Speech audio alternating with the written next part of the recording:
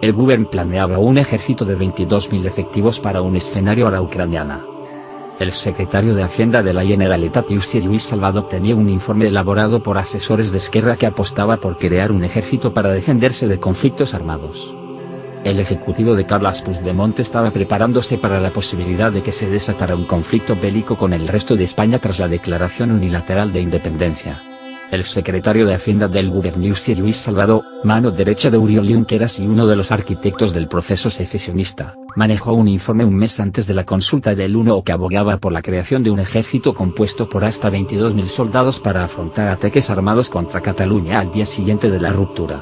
Son poco probables, pero nunca son completamente descartables, como lo demuestra el incremento repentino de la actividad bélica en una región pacífica desde el año 45 como la frontera entre Rusia y Ucrania, una guerra por el control de las provincias del Donbass que ha dejado 50.000 muertos desde 2014 y en la que ya se inspiró Òmnium Cultural para su vídeo de propaganda Help Catalunya.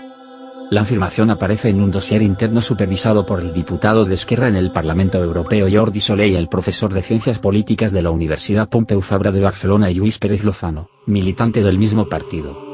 Fue intervenido por la Guardia Civil el pasado 20 de septiembre durante la operación Anubis en la bandeja de correo de Salvador y ha sido incorporado a las diligencias abiertas por el Juzgado de Instrucción número 13 de Barcelona sobre la creación de las llamadas estructuras de Estado, unas pesquisas que arrancaron en febrero y que ya acumulan una veintena de imputados, entre ellos, el propio Salvador. Según las actuaciones, el autor de la comunicación fue Miquel Royo, coordinador de los asesores de Esquerra en Bruselas, y su mensaje llegó al ordenador del entonces secretario de Hacienda el 4 de septiembre a las 16:40. En este informe pretendemos aportar unos primeros planteamientos que permitan focalizar mejor el debate sobre qué modelo de seguridad y defensa se necesita. Como sabes, este es un tema polarizante y delicado, así que sugerimos no compartirlo con gente de fuera del partido y tener cuidado a la hora de distribuirlo internamente si lo quieres hacer, escribió Royo antes de preguntar a sus destinatarios si podrían hacérselo llegar a Oriol, Junqueras, y Marta Rovira, secretaria general de Esquerra y portavoz de Junts pel Sí en el Parlamento.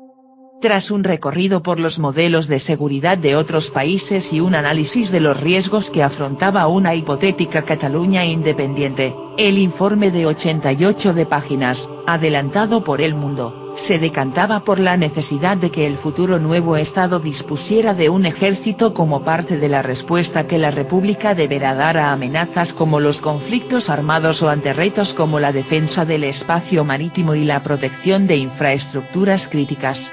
Después de deslizar que con la DUI podría desatarse un enfrentamiento como el de la frontera este de Ucrania, el informe recordaba que los conflictos armados siguen siendo importantes porque pueden incrementar de forma indirecta otros riesgos y amenazas como el terrorismo, el tráfico ilícito de drogas, la dispersión de armamento, el flujo de personas o los cortes en el suministro de bienes o servicios básicos.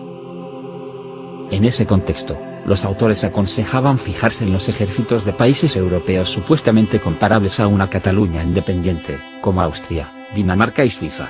Estos países tienen entre 250 y 300 efectivos por cada 100.000 habitantes, lo que sería para Cataluña entre unos 18.000 y 22.000 efectivos, es decir, una sexta parte de los 126.000 militares que integran aproximadamente en la actualidad las Fuerzas Armadas de España. ¿De dónde saldrían los soldados del ejército catalán? La República Catalana tendrá que plantearse si quiere un cuerpo de defensa y cómo será, si compuesto por profesionales o por milicias, y qué rol internacional quiere tener, planteaba el informe encontrado en manos del gobierno. Como advertencia, el documento decía que el servicio militar obligatorio tiene una imagen muy negativa entre los catalanes debido a la asociación mental que se hace con el ejército español. El informe no entraba a precisar la conveniencia o no de su entrada en vigor y dejaba esa decisión para un futuro debate. Los autores descartaban que se tomara como referencia a países como Costa Rica y Panamá, que carecen de fuerzas armadas y tienen acuerdos con Estados Unidos para que la potencia norteamericana garantice su protección. Según el dossier de los asesores de Esquerra, se trata de países que para la defensa de su territorio cuentan con unas fuerzas policiales militarizadas que tienen muchas similitudes con los ejércitos. El modelo de los estados sin ejército presenta inconvenientes como la dependencia externa para su seguridad, la necesidad de readaptar su policía a prácticas militares y tener un gasto similar al de los países con ejército, alerta. alertaba. No obstante, el informe defendía la necesidad de que, en el periodo de transición que se abriría tras la independencia, otro estado de protección de manera temporal a Cataluña. El desarrollo de un cuerpo de defensa puede llevar entre 5 y 10 años en estar totalmente desplegado. Algunos estados europeos, planteaba, pueden estar dispuestos a aceptar agentes de las futuras fuerzas de defensa catalanas y a garantizar la protección con tal de evitar que Cataluña se convierta en un agujero negro a las puertas de Europa, pero es poco probable que acepten esta carga a perpetuidad. El trabajo atribuye la idea del pseudoprotectorado a la obra Política de Defensa y Estado Propio, publicada el pasado febrero bajo la coordinación de Jaume Clotet, director general de comunicación del Govern de Puigdemont, hasta la aplicación del artículo 155. Resumiendo. Una vez más vemos cómo la paranoia independentista llegaba a límites insospechados y en sus delirios no calculaban el precio que la población catalana iba a pagar por esta desventura de alucinados. ¿Cómo podían pensar en crear un ejército sin que el resto de España interviniera?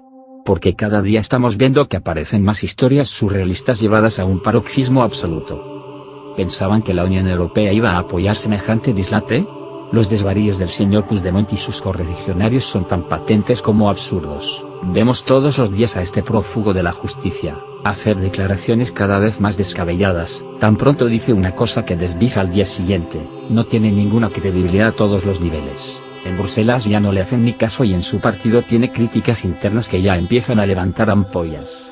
Lo que está claro, que el próximo gobierno que salga de las urnas, aunque ganen los independentistas, que no está nada claro, no habrá más episodios secesionistas, porque el batacazo que se han dado ha sido impresionante y las mentiras van aflorando día a día.